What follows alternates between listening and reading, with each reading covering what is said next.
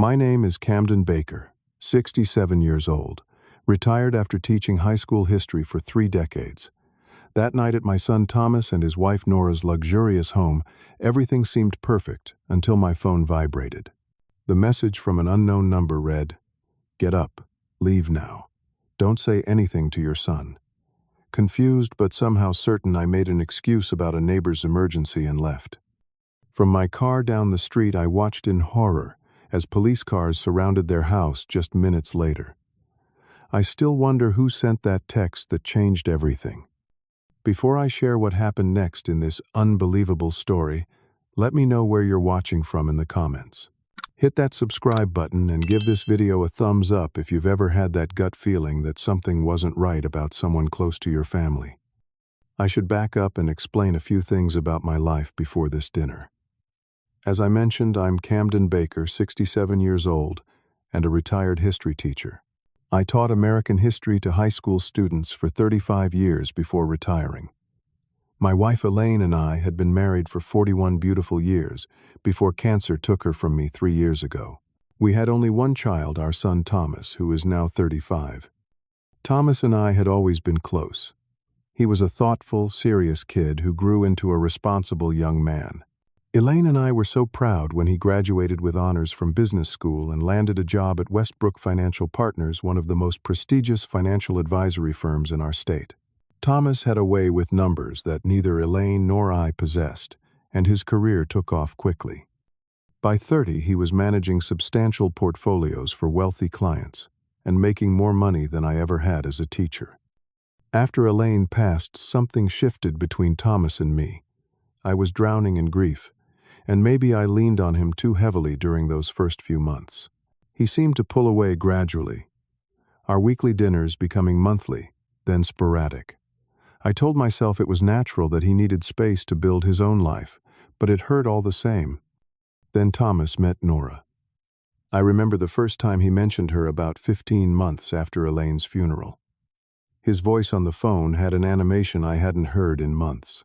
Nora was 31, worked in international business consulting, and they'd met at a charity gala for Thomas's firm. Within 6 months of meeting her, Thomas called to tell me they were engaged. "Don't you think this is a bit sudden?" I asked, immediately regretting my words. "When you know," Dad Thomas had replied, a defensive edge in his voice. Before the wedding, I met Nora only 3 times, always in restaurants with Thomas present. She was undeniably beautiful, with sharp green eyes that seemed to calculate everything they observed. She spoke with a slight accent she attributed to growing up all over as a military child. Whenever I asked specifics about her background, she deflected gracefully, turning questions back to me or changing the subject entirely. I had concerns, certainly.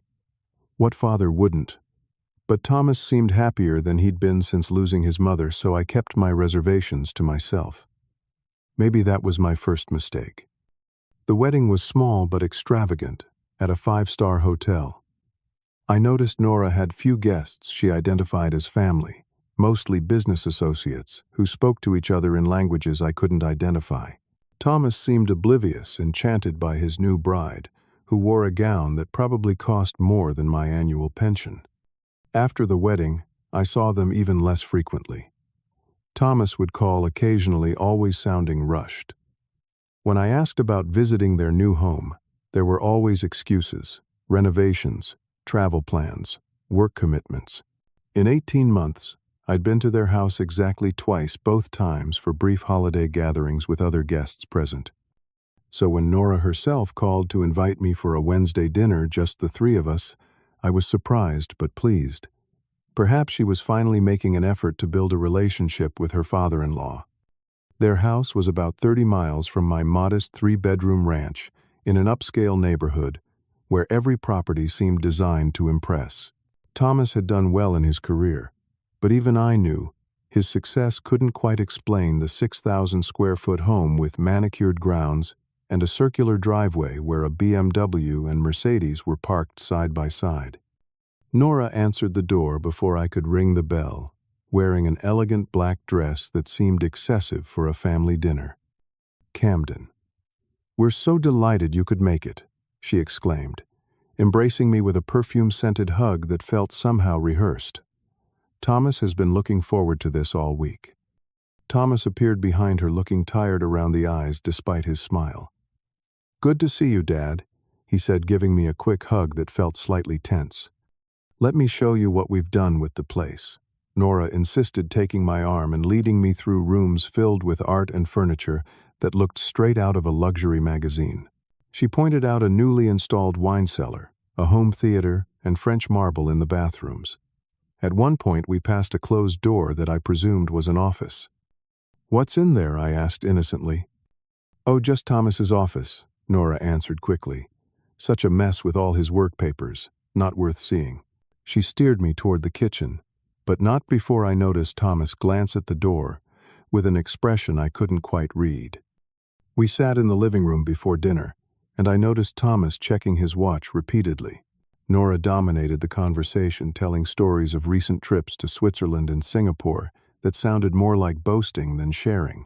Whenever Thomas tried to add something, Nora would subtly interrupt or redirect the conversation.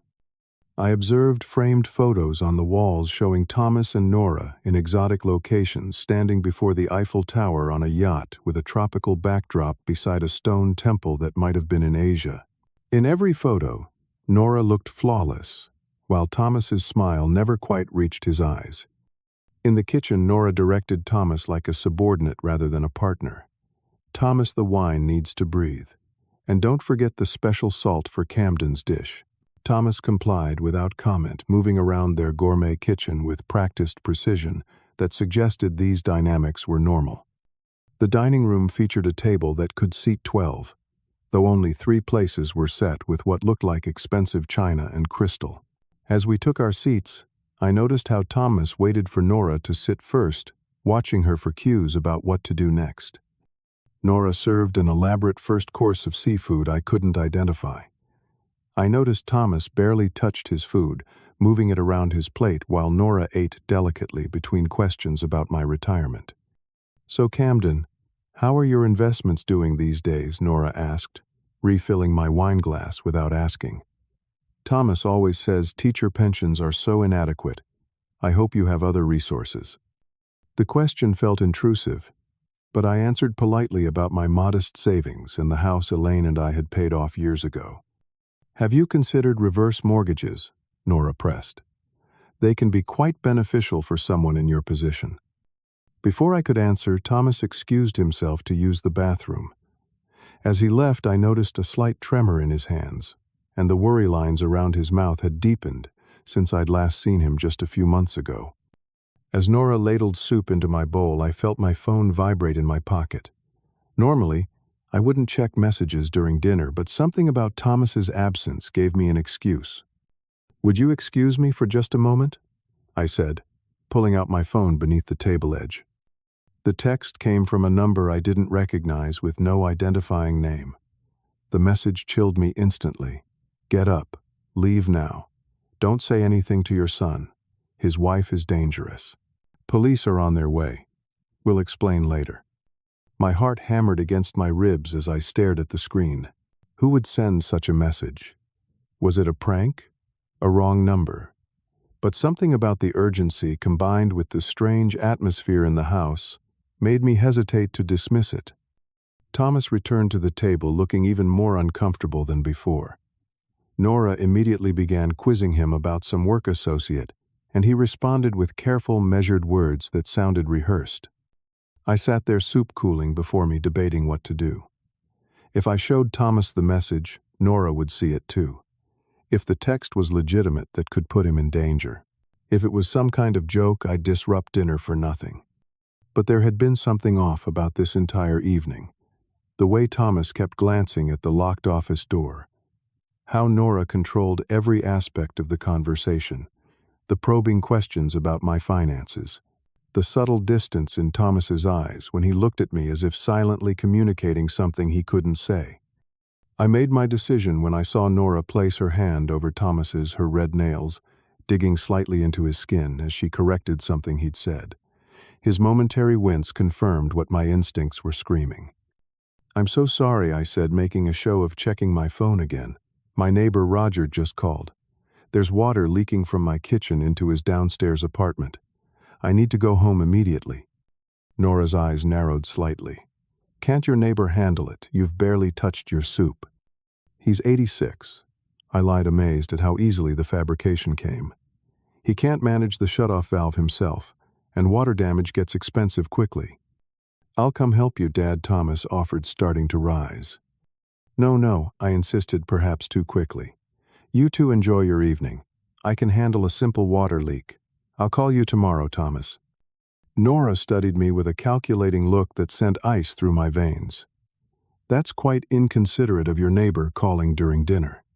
Couldn't it wait an hour?" "Water damage waits for no one," I said, with a forced chuckle already standing.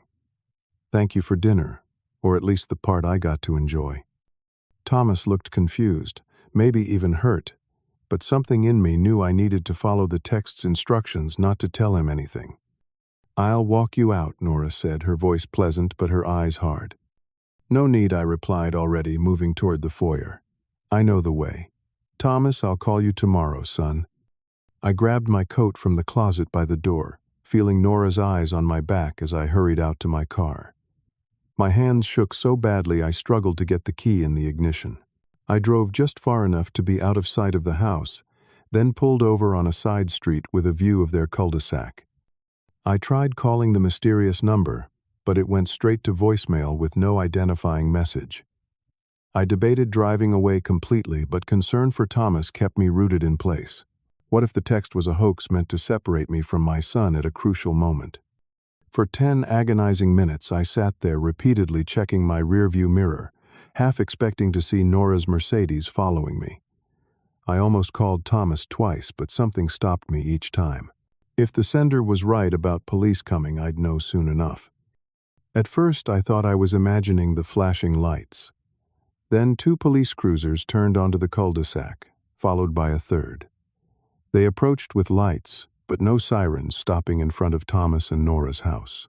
6 officers emerged, hands resting near their holstered weapons as they approached the front door. I gripped my steering wheel, heart pounding.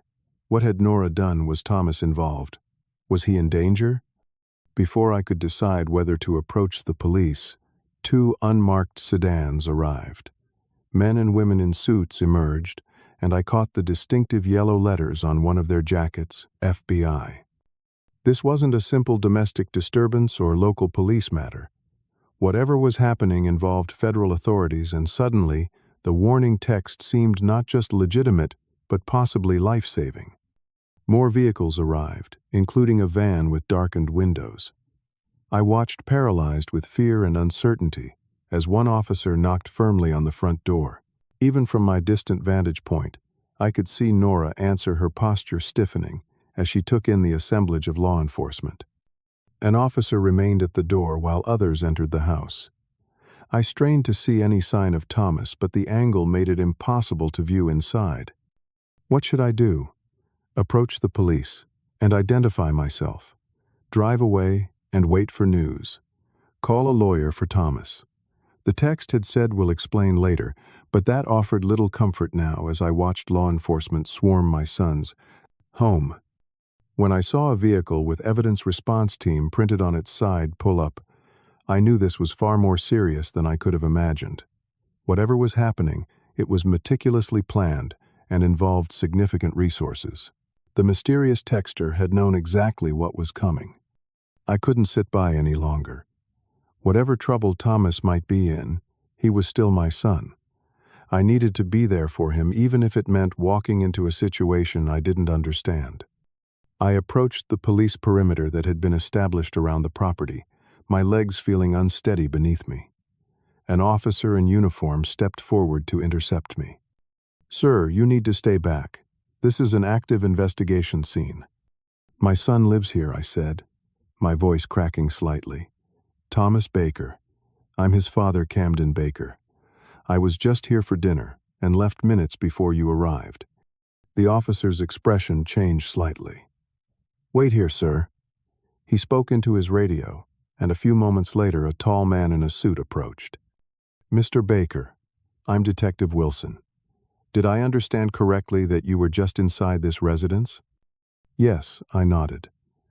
I was having dinner with my son and his wife when I got a text telling me to leave immediately, that police were coming. I made an excuse and left maybe 15 minutes ago. Detective Wilson's eyebrows shot up. You received a text warning you about our operation. I need to see that message, sir. I pulled out my phone and showed him the text. He read it then, made a quick call to someone speaking in low tones I couldn't quite catch. Mr. Baker, I can tell you that your daughter-in-law, Nora Baker, is under investigation for international money laundering. Your son may be involved as well, though the extent of his knowledge or participation is what we're trying to determine. The ground seemed to shift beneath my feet. Money laundering, Thomas would never. He's a financial advisor, yes, but he's honest. He would never knowingly break the law. Detective Wilson's expression remained neutral. Sometimes people aren't who we think they are, Mr. Baker. Or they get involved with the wrong people who pull them into situations they never intended to enter. Is Thomas being arrested? I asked, my mouth dry with fear. At this point, we're executing a search warrant and conducting interviews. I can't tell you more than that right now. He gestured to a police van parked nearby. I'd like you to wait there. An agent will want to take your statement about your relationship with Nora and anything unusual you might have observed. As I sat in the van, memories began flooding back, taking on new significance in light of what I'd just learned, Nora's vagueness about her past. The international business associates at their wedding, who never quite explained their connection to her. Her frequent trips abroad for unspecified business purposes. Thomas's sudden increase in wealth after their marriage, which he'd attributed to good investments and Nora's family connections. There had been other signs, too. Nora taking calls in languages I didn't recognize, stepping away from gatherings to speak in hushed tones. The way she'd built a wall of privacy around their financial affairs. How Thomas had gradually lost contact with his old friends, becoming increasingly isolated, except for Nora's associates. Why hadn't I questioned these things more directly? Had I been so afraid of damaging my already fragile relationship with Thomas that I'd ignored obvious warning signs? A woman in a dark suit interrupted my spiraling thoughts. Mr. Baker, I'm Special Agent Lawson with the FBI's Financial Crimes Task Force. I understand you're Thomas Baker's father. Yes, I confirmed, straightening in my seat. Please, can you tell me what's happening? Is my son in trouble? Agent Lawson sat across from me, her expression professional but not unkind. We've been investigating Nora Baker, born Nora Vasiliev, for almost 2 years. She has connections to an Eastern European criminal organization that specializes in money laundering and financial fraud. Your son's position as a financial advisor made him a valuable target for her organization. Target. I repeated the word, hitting me like a physical blow. Are you saying she married my son to use him? That's one possibility we're investigating, Agent Lawson confirmed. It wouldn't be the first time she's established intimate relationships to facilitate financial crimes. What we need to determine is whether your son was a knowing participant or a manipulated pawn. The thought of Thomas being used by this woman made me physically ill. He wouldn't knowingly participate in anything illegal. Thomas has always been ethical to a fault. People change, Mr. Baker, especially when significant amounts of money are involved. She pulled out a notepad. I need to ask you some questions about your observations of their relationship, and particularly about any financial discussions you might have had with either of them. For the next hour, I answered questions about everything I could remember when Thomas met Nora, the timeline of their relationship, changes in Thomas's behavior or lifestyle, conversations about money. Thomas's career, Nora's business activities. With each question, the pit in my stomach grew deeper. Nora asked about my retirement savings tonight, I suddenly remembered. She wanted to know about my investments, my house. She even mentioned reverse mortgages. Agent Lawson made a note, her expression unchanging. Did she express specific interest in any of your assets? My house is paid off, I said slowly, the implications dawning on me. It's not worth a fortune, but in today's market, maybe $350,000. Are you saying? "It's possible you were being vetted as the next target," Agent Lawson said matter-of-factly. "We've seen this pattern before." I sat in stunned silence. Not only had this woman potentially victimized my son, but she might have been planning to defraud me as well. The dinner invitation, the sudden interest in my life, the financial questions, all took on a sinister new meaning. "What's happening to Thomas now?" I asked, glancing toward the house, where lights blazed in every window. "He's being questioned inside. If he's cooperative and we determine he wasn't knowingly involved, he'll likely be released tonight." She closed her notepad. "Mr. Baker, I should warn you, if your son was unaware of his wife's activities, learning the truth will be devastating for him. He may not react well to anyone, including you, in the immediate aftermath." I nodded numbly, understanding the warning, but unprepared for how prophetic it would prove to be. 2 hours passed as I waited in the police van, occasionally answering follow-up questions from different agents, but mostly left alone with my churning thoughts. Around 11:30 at night, movement at the front door caught my attention. Thomas emerged, flanked by 2 officers, but not in handcuffs. I scrambled out of the van, relief flooding through me. "Thomas." He looked up, his face a mask of shock and something else I couldn't identify. Betrayal, anger. When our eyes met, he quickly looked away. "Sir, please stay back," one of the officers said as I approached. "That's my son," I protested, stopping a few feet away. "Thomas, are you okay?" "Not now, Dad," Thomas said flatly, his voice devoid of emotion, as he was led to a separate, unmarked car. I stood frozen, his rejection hitting harder than I expected. Agent Lawson appeared at my side. "Where are they taking him?" I demanded. "To a hotel. His house is a crime scene now, and he can't stay here." She must have seen my expression, because she added, "Mr. Baker, he's not under arrest. But he's just had his entire world turned upside down. The man needs space." "But I could take him to my house," I argued. "He shouldn't be alone right now." "That's not my decision to make," she replied. "Right now we still need to ask him questions, and we need to ensure he doesn't inadvertently tip off any of Nora's associates." "Where is she?"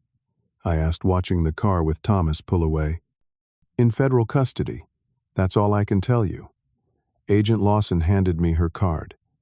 "You're free to go home, Mr. Baker, but please remain available. We'll have more questions in the coming days. And if you receive any more mysterious texts, please contact me immediately." I drove home in a daze, my mind replaying the evening's events on a torturous loop: the elegant dinner setting, Nora's calculating eyes, Thomas's tense posture, the text that had likely saved me from being present during a federal raid. Sleep was impossible. Around 4 in the morning, I gave up trying and went to my computer. If Nora was involved in international financial crimes, perhaps there would be something online. I began searching her name, trying various spellings, since Agent Lawson had mentioned she was born Nora Vasiliev. By sunrise, I had printed a small stack of newspaper articles and financial notices. A fraud investigation in Liechtenstein mentioned a Nora V connected to suspicious wire transfers. A business journal from Singapore referenced a failed investment scheme involving Eastern European consultants, with a grainy photo that might have been Nora under a different name. Most disturbingly, I found an article about an international arrest warrant for a woman named Eleonora Vasilieva, wanted for questioning regarding financial crimes in 3 countries. The phone rang at 8:30. Detective Wilson informed me that Thomas had been released after extensive questioning and was staying at the Marriott downtown. He wasn't under arrest, but had surrendered his passport and agreed to ongoing cooperation with investigators. "Can I see him?" I asked. "That's up to him," Detective Wilson replied. "He's not in custody. But Mr. Baker, I should warn you, he's not in a good place right now. The evidence against his wife is substantial, and he's having trouble processing it." I thanked him for the information and immediately drove to the hotel. The desk clerk was understandably reluctant to give me Thomas's room number, but a call up to his room resulted in grudging permission for me to come up. When Thomas opened the door, I barely recognized him. In less than 24 hours, he seemed to have aged years. His eyes were bloodshot, his clothes wrinkled, his normally neat hair disheveled. "Thomas," I said, fighting the urge to pull him into a hug. "I'm so sorry about all this." He stepped back to let me in but didn't respond to my sympathy. The hotel room was standard business class with files and papers spread across the desk and bed. "They think I was part of it," he said, finally, his voice rough. "They kept asking how I couldn't have known what she was doing." "And did you know?" I asked gently. His laugh was bitter. "Know that my wife of 2 years is apparently an international criminal using multiple identities. That she married me to access my client accounts. That our entire relationship was a calculation on her part. No, Dad, somehow, I missed those red flags." "Thomas, no one's blaming you," I started. "Everyone is blaming me," he snapped. "The FBI, my firm, which has suspended me, pending investigation my clients whose trust I violated, even if unknowingly. And you," he trailed off. "Me, Thomas. I'm here to support you." "You never liked her," he said accusingly. "From the beginning you had reservations. Why didn't you say something?" The unfairness of this stung. "I barely knew her, Thomas. You kept her at a distance from me." "Because she said you were trying to control my life after Mom died," he retorted. "She said you couldn't let go, that you were jealous of our happiness." I took a deep breath, trying to stay calm. "Thomas, that's what manipulative people do. They isolate their targets from family and friends who might see through the deception." "So now you're an expert," he challenged. "Let me guess. You've been up all night doing internet research." I hesitated, then pulled the folder of printouts from my bag.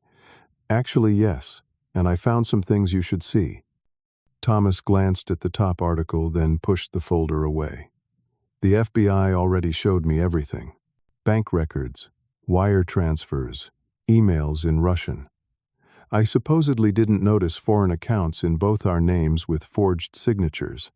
They have surveillance photos of her meeting with known criminals. Video of her entering banks in Switzerland and Singapore while I thought she was visiting friends." His voice broke. 2 years, Dad. 2 years of my life. With a woman who doesn't even exist." I wanted to comfort him, but he radiated anger like heat. "Thomas, you couldn't have known." "I should have known," he shouted, slamming his hand on the desk. "I'm a financial advisor, for God's sake. I'm trained to spot irregularities, to verify identities, to validate documentation. But with her I was blind. Willfully blind, because she made me feel special, important. She knew exactly what to say, exactly how to distract me." His pain was palpable, but there was something else in his anger, something directed at me. "Why are you really here, Dad?" "Because you're my son, and you're in trouble," I said simply. "Did it ever occur to you that maybe I don't want you to see me like this, humiliated, professionally ruined? The FBI thinks I'm either a criminal or an idiot, and I'm not sure which is worse. Thomas, please, let me help you." He shook his head. "I think you should go. I need to meet with a lawyer this afternoon, and I have about 100 calls to ignore from the firm's partners." "Thomas," I tried again. "Please, Dad," he said, opening the door. "Just go." I left with a heaviness in my heart I hadn't felt since Elaine's death. My son was in pain, and not only would he not let me help, he seemed to partly blame me for not preventing it somehow. In my car, my phone chimed with a text. The same unknown number. "He needs time. Evidence coming. Stay ready." I stared at the cryptic message, more confused than ever. Who was this mysterious texter who seemed to know so much about Nora, the police raid, and even Thomas's state of mind? For 3 days, Thomas didn't answer my calls or texts. I respected his need for space, but continued my own investigation into Nora. Each new discovery was more disturbing than the last. I found an obituary for a Maxwell Jenkins, a wealthy investor who had committed suicide after losing everything in what was described as a sophisticated financial fraud scheme. A photo showed him at a charity event with a woman who, despite different colored hair and name, was unmistakably Nora. I began to see a pattern. Nora, under various names, formed relationships with wealthy men, gained access to their finances, and systematically drained them through complex international transfers. When the men were no longer useful or began asking questions, she disappeared, leaving financial and emotional devastation in her wake. Thomas wasn't her first victim, but I was determined he would be her last. On the fourth day, Agent Lawson called requesting a meeting. At the local FBI field office, she shared information that made my blood run cold. We've confirmed that approximately $2.3 million has been transferred from accounts linked to your son over the past 18 months, she explained, showing me documentation. Some transfers carried his digital signature, but our forensic accountants believe many were forged. Will he be able to recover any of it? I asked. Some perhaps, if we can trace and freeze the funds before they're moved again, but much of it is likely gone transferred through multiple shell companies in jurisdictions with strong banking secrecy laws. She showed me documents with Thomas's signature, then comparative examples that forensic analysts had identified as forgeries. To my untrained eye, they looked identical. What happens to Thomas now? I asked. Professionally, legally. That depends partly on his continued cooperation, Agent Lawson replied. We're building a case against Nora Vasiliev and her associates. Your son's testimony will be crucial. As for his professional standing, that's outside our jurisdiction, but financial firms tend to distance themselves from any hint of impropriety, even if the individual was victimized. Can I share this information with Thomas? I asked. He's not answering my calls, but he needs to understand the scope of what he's facing. Agent Lawson hesitated. You can, but with caution. Nora has connections to dangerous people. While she's in custody, her associates aren't. Until we've rounded up the entire network, everyone connected to this case should be careful. I left the meeting with a clearer picture of the danger, but even more concerned for Thomas. Not only had he been emotionally betrayed, but his financial future and professional reputation were in tatters. And somewhere out there, Nora's criminal associates might view him as a liability. After days of unanswered calls and messages, Thomas finally responded to my text asking if he was safe. His reply was brief. We can meet. Coffee shop on 5th and Main. Tomorrow, 9 a.m. The downtown coffee shop was busy with morning commuters when I arrived. Thomas sat in a corner booth, a laptop and stack of papers before him. He looked thinner than he had at the hotel, with dark circles under his eyes and a pallor to his skin that spoke of sleepless nights and skipped meals. You look terrible, I said, sliding into the booth across from him. Good morning to you too, Dad, he replied without smiling. I ordered coffee for both of us, and we sat in uncomfortable silence until the barista brought our drinks. How are you holding up? I asked finally. About as well as you'd expect for someone whose wife turned out to be an international criminal mastermind, he said with bitter sarcasm. The firm has requested my resignation. My assets are frozen. The condo association wants me out because of all the police activity. And my face has been on the business section of every newspaper with headlines like, Financial Advisor Caught in Laundering Scheme. Thomas, I've spoken with the FBI. They know you weren't knowingly involved. He gave a hollow laugh. Small comfort. In this industry, being stupid enough to get duped is almost as bad as being criminal. Either way, no one will trust me with their money again. I took a careful approach, mindful of Agent Lawson's warnings about how to share information. I've learned some things about Nora's activities that you should know. Thomas looked wary, but didn't stop me. So I continued explaining what the FBI had shared about the forged signatures, the pattern of transfers, and the evidence they were building. As I spoke, Thomas's expression changed from defensive anger to shocked disbelief. They found evidence of transfers I never authorized with forged signatures. Yes, I confirmed. Agent Lawson showed me the documentation. They have forensic financial analysts who can distinguish genuine signatures from forgeries, even digital ones. Thomas rubbed his face with both hands. She must have accessed my computer when I wasn't home, or maybe installed some kind of keystroke logger to get my passwords. He looked up suddenly. Dad, last month, Nora suggested we add your house as collateral for a special investment opportunity. She said it would double in value within 6 months. The revelation sent a chill through me. What did you tell her? I said I'd think about it. I was uncomfortable involving your property, but she kept pressing. Said it was a limited time opportunity exclusive to her contacts. Thomas the First found evidence that Nora, or whatever her real name is, has done this before. There was a man named Maxwell Jenkins who lost everything and took his own life after being involved with her. I could see the information hitting him like physical blows, each new revelation breaking through the defensive wall he'd built. His hands began to shake, and he pushed his untouched coffee aside. I loved her, he whispered, his voice cracking. I really loved her, Dad. Was any of it real? Any of it at all? The pain in his question broke my heart. I don't know, son. I wish I did. Suddenly, tears filled his eyes. I keep thinking about Mom. What would she think of me now? How disappointed would she be? Your mother would be heartbroken that you're hurting, but never disappointed in you, I said firmly. You were victimized by someone who makes her living manipulating people. That's not your fault.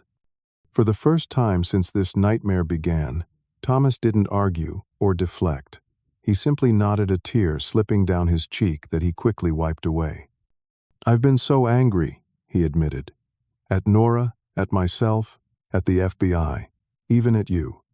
It was easier to be angry than to admit how completely I was fooled. Anger is part of processing betrayal, I said. But you can't stay there forever. He nodded again, then looked at his watch. I have to meet with federal prosecutors at 11. They want to go over my testimony again. He hesitated. Maybe we could talk again tomorrow. It wasn't much, but it was a start. Anytime, Thomas. My door is always open. I left the coffee shop feeling cautiously optimistic. The wall between us had cracked, if not fallen completely. With time and patience, perhaps our relationship could be rebuilt from the wreckage Nora had created. That night I fell into exhausted sleep after days of insomnia. Around 2 in the morning, a noise jolted me awake. Years of living alone had attuned me to the normal sounds of my house settling, and this wasn't one of them. This was the distinct sound of breaking glass. I reached for my phone on the nightstand, heart pounding, but before I could dial emergency services, my bedroom door swung open. Nora stood in the doorway. "Hello, Camden," she said calmly, as if this were a social call. "We need to talk." I sat up slowly, mind racing. "You're supposed to be in federal custody." She smiled coldly. Some arrangements were made. Temporary but sufficient. She moved into the room and I saw she held something in her right hand. A gun. "What do you want?" I asked, trying to keep my voice steady. "I want you to call your son," she said. "Tell him there's been a misunderstanding. Tell him I love him and would never betray him. Tell him to recant his statements to the FBI." "He wouldn't believe me," I said truthfully. "Make him believe you," she hissed, her composed facade cracking slightly.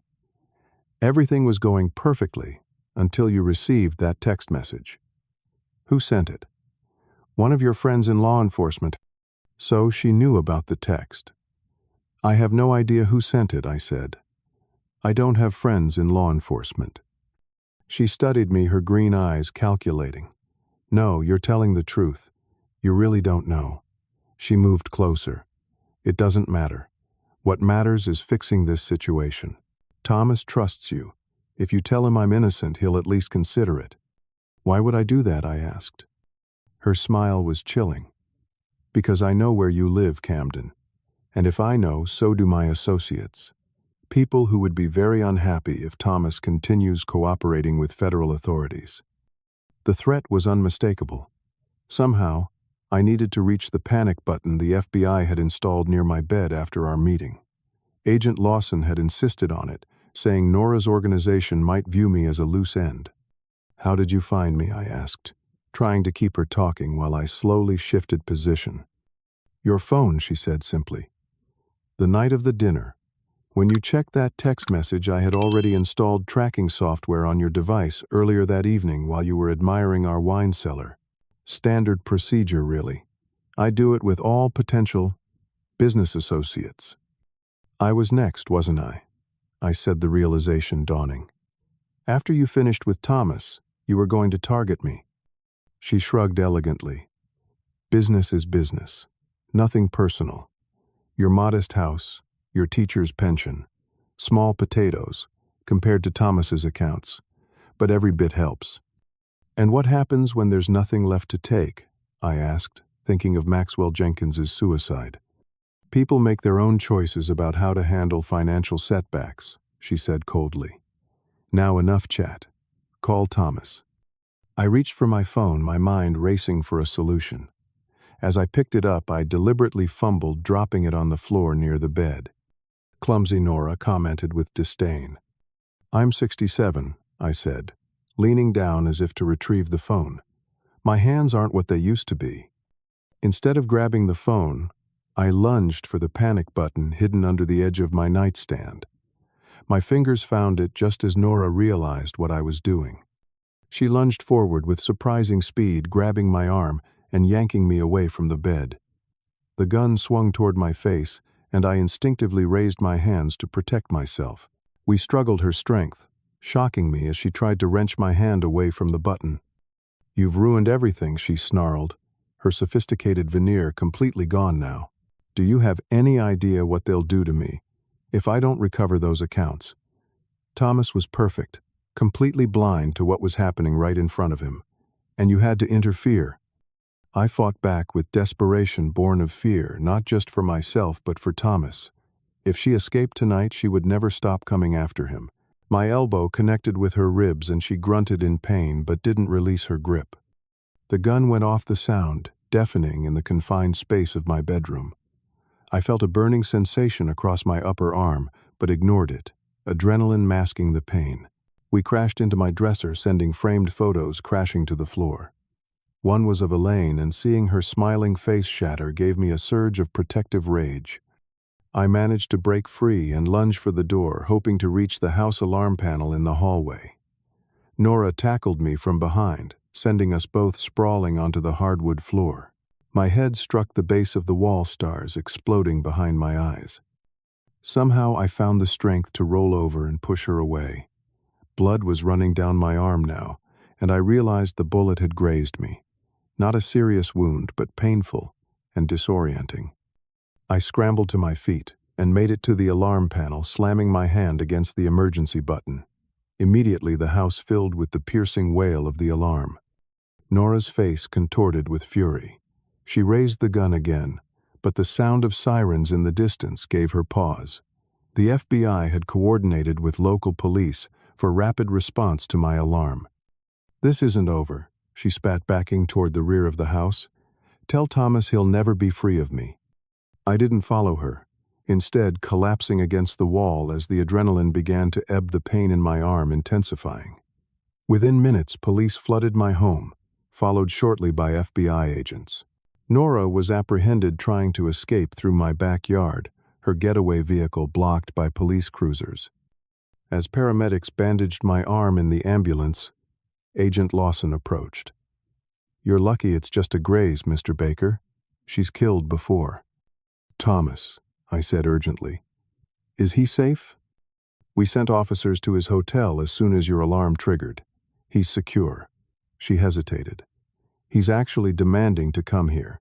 Says he won't be kept away from his father. Despite the pain and shock, I felt a surge of hope. Please, I said. Let him come. An hour later, as doctors finished treating my wound at the hospital, Thomas burst into the emergency room. His face went pale when he saw the bandages. Dad, he cried, rushing to my side. They said Nora broke into your house, that she shot you. I thought. I was afraid. He couldn't finish the sentence. It's just a scratch, I assured him, though. The local anesthetic was wearing off, and it felt like considerably more than that. I'm okay, Thomas. He grabbed my hand, squeezing it tightly. This is all my fault. I brought her into our lives. I let her manipulate me, and now she almost killed you." "No," I said firmly. "None of this is your fault. The only person responsible for Nora's actions is Nora herself." Thomas looked at me, his eyes filling with tears. "I've been such a fool, and then I pushed you away when you were only trying to help." "You were in shock," I said. "Anyone would be." He shook his head. "No more excuses. I should have trusted you from the beginning. If I had, maybe none of this would have happened."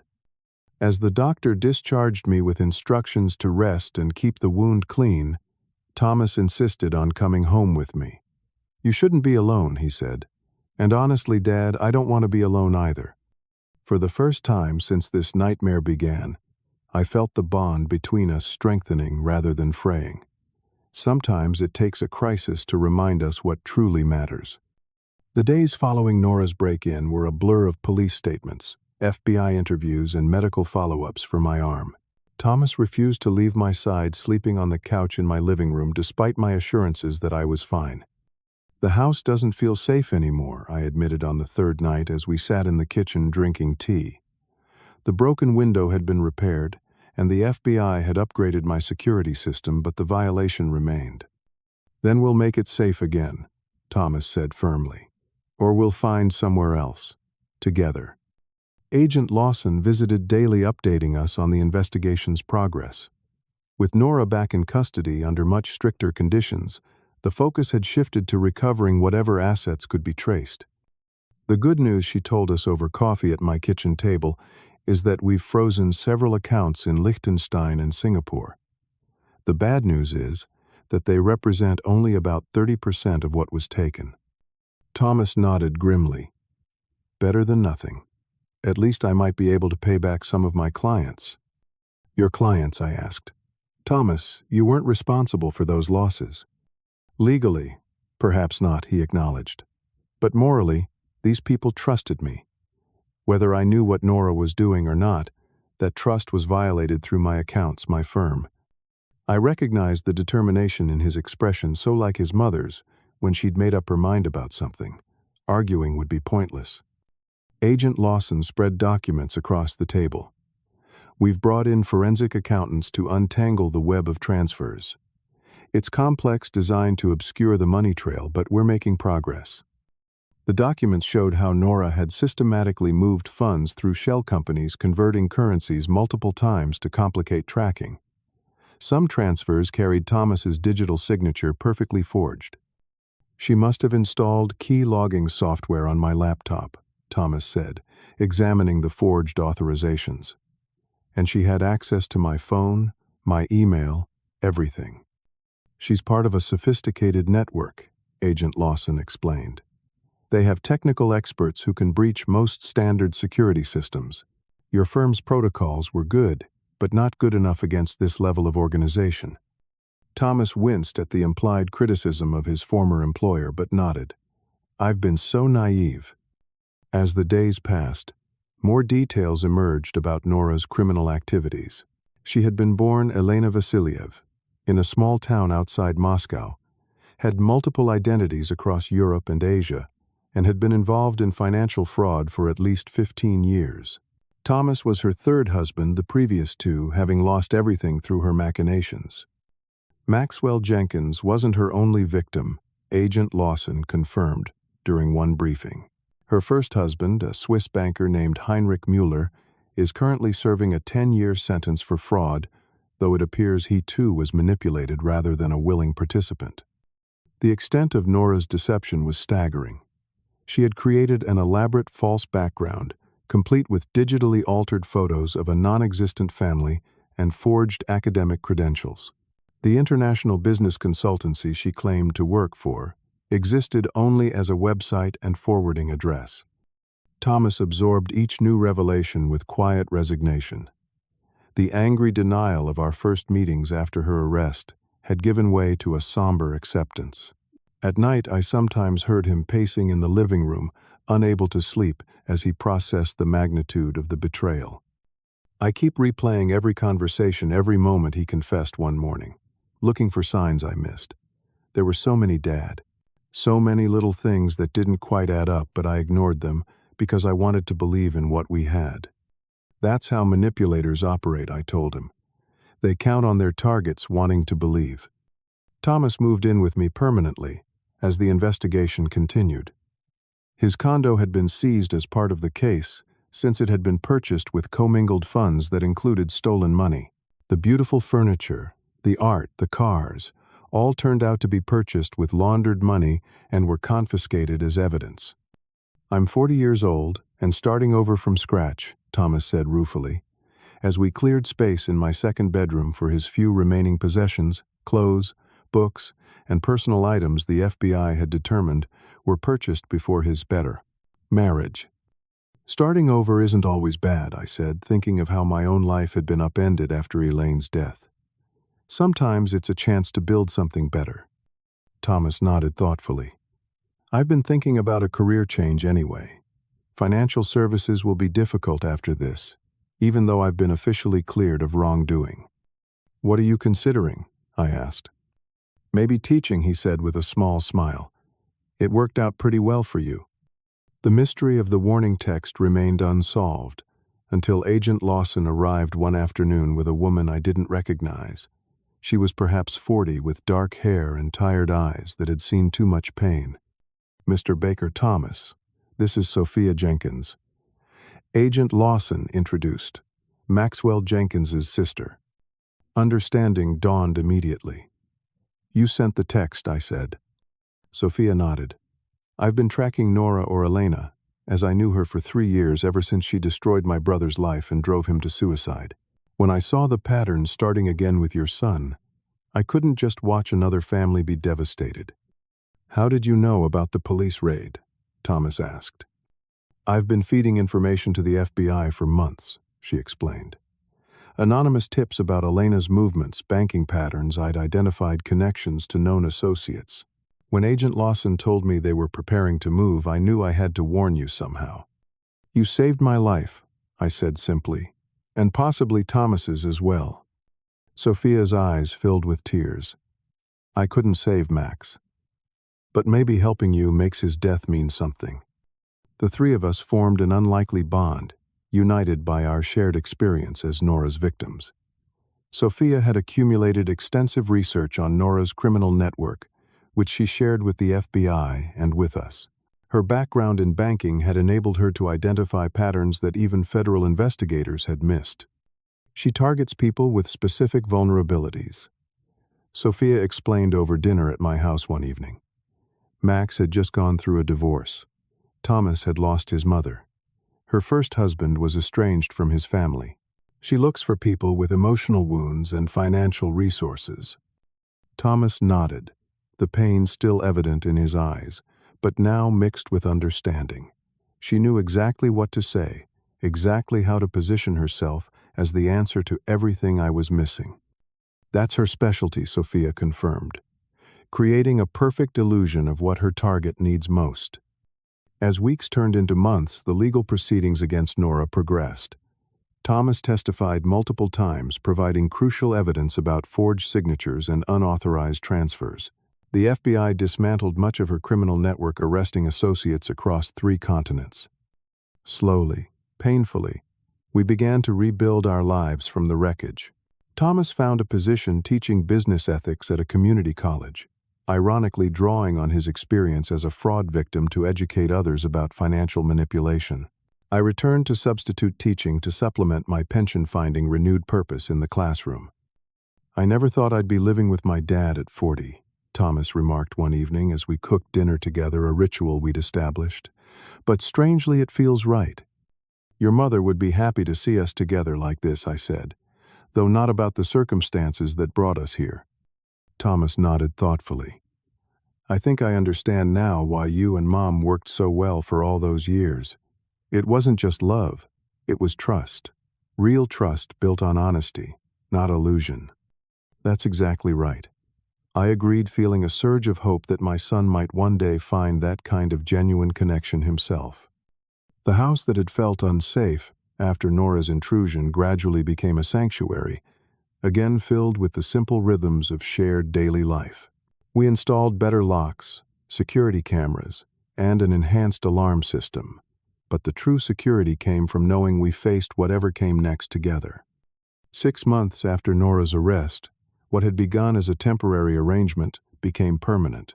Thomas and I renovated the house together, turning the rarely used dining room into a home office where he could prepare his lectures, and I could work on the memoir I'd always threatened to write. Nora, or Elena Vasilyev as she was identified in court documents, received a 22-year federal sentence for money laundering, wire fraud, identity theft, and other charges. The attempted murder charge from her break-in at my house added substantial time to her imprisonment. "She'll be an old woman when she gets out," Thomas observed after the sentencing, "if she ever does." Through asset forfeiture and recovery efforts, Thomas managed to reclaim about 40% of the stolen funds. It wasn't enough to resume his former lifestyle, but it allowed him to repay some of his former clients and remove the crushing weight of financial ruin. "The money never made me happy anyway," he admitted, as we walked through the park one Sunday afternoon. "I was chasing success because I thought that's what was expected of me, not because it fulfilled me." His new position teaching business ethics provided a modest salary but immense satisfaction. Drawing on his experience, Thomas developed a curriculum focused on identifying financial manipulation and fraud, earning respect from students and faculty alike. "I got an email from a former student today," he told me over dinner one evening. "She recognized the warning signs we discussed in class when a potential investor approached her startup. Turned out to be a known scammer. She said our class saved her company." The pride in his voice was unmistakable, so different from the hollow achievement of his previous career. Teaching suited him just as it had suited me all those years. For my part, I found myself reflecting often on the importance of trusting one's instincts.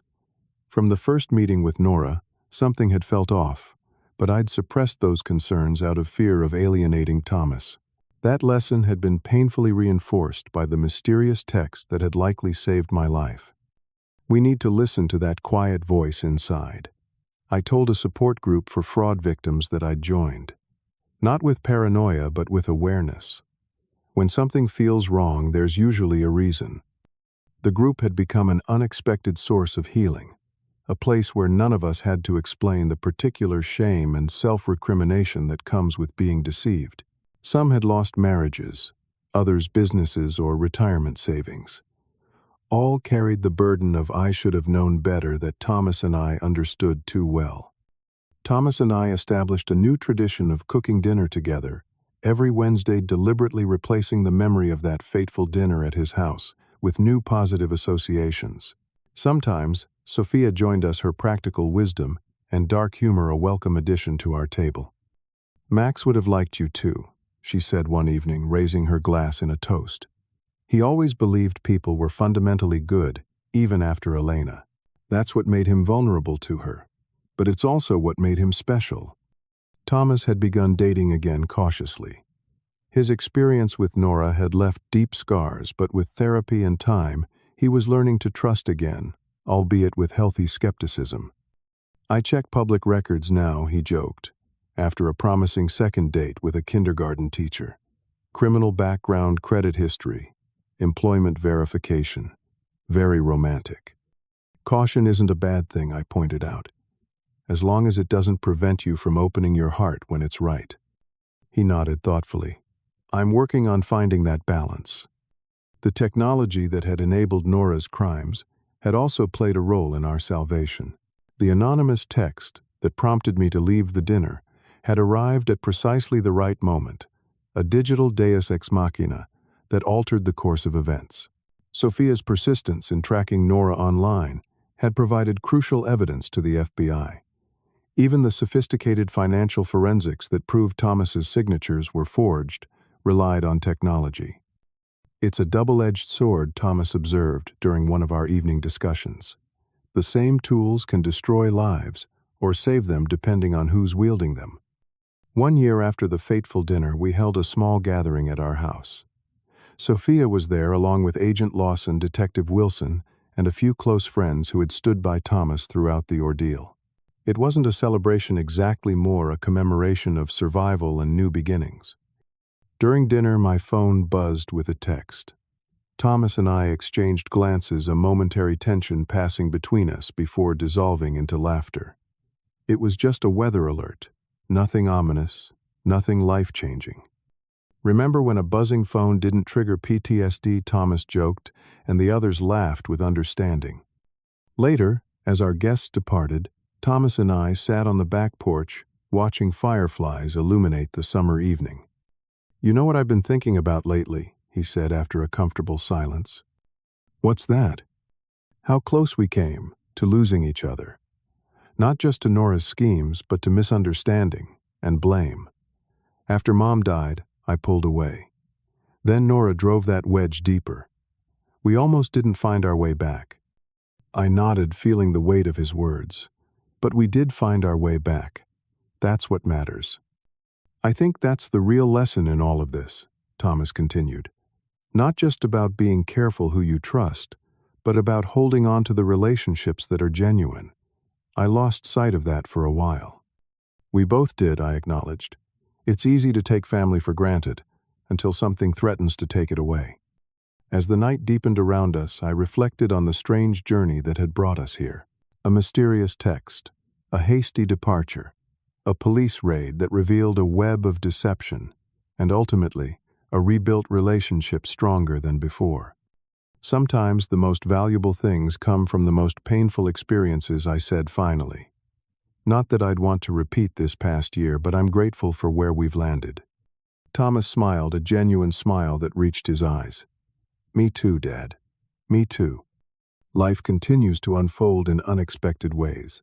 We never know when a simple dinner invitation might change everything, when a text from an unknown number might save our lives, when disaster might ultimately lead to blessing. The best we can do is listen to our instincts, hold tight to authentic connections, and remain open to the possibility that even from our deepest wounds, healing and wisdom can emerge. Have you ever received a message or warning that dramatically changed your path, or trusted your instincts, when something felt wrong even without clear evidence? Share your experience in the comments below. If this story resonated with you, please subscribe to hear more true stories of survival and resilience. Like and share if you know someone who might benefit from this reminder to trust their inner voice. Thank you for listening to my story. And remember, sometimes the most important messages come from unexpected sources.